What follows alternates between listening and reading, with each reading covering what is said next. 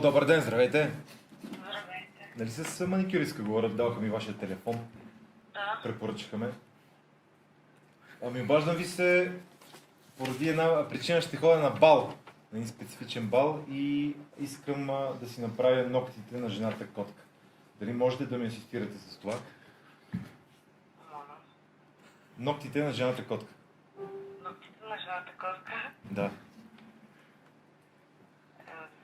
Не знам. Чакайте само, че бебето нещо пищи, ще му дам биберончето. Да, извинявайте, да. Просто балът е такъв специфичен, много трябва да сме добре изглеждащи и за това ви се обаждам. Дали ще може да бъде възможно? И ще си правите ногти на жената котка? Да, аз ако трябва ще сложа и лак на веждите. Ага. Тоест, интересуваме дали можете да ми помогнете с тази услуга. По принцип мога, да. Добре. Вие във вашия салон само маникюр ли правите? Не, има и кола маска и фризьор. Чудесно, чудесно, защото пък търся и услугата за епилация на триъгълник. Стига бе. Просто ви питам. Да.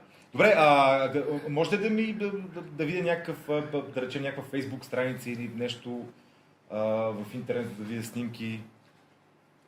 Да, Ана Мария Нелов. Да, за да погледна все пак, вие предполагам сте качвали много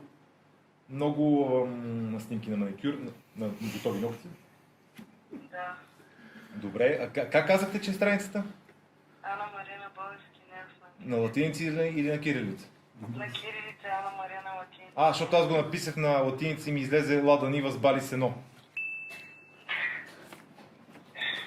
Не, на кирилица. На кирилица. Ана Мария Нелов на английски.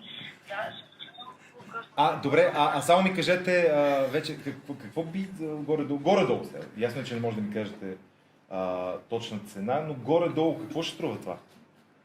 Около 40-50 лева. На ръка? И за двете. Добре. Тъй като темата на бала ще е бизнес с развъждане на пуйки. Може да нарисува на пуйки. Чудесно.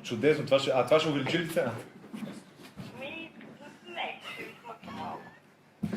Добре, благодаря ви. Ще се чуем.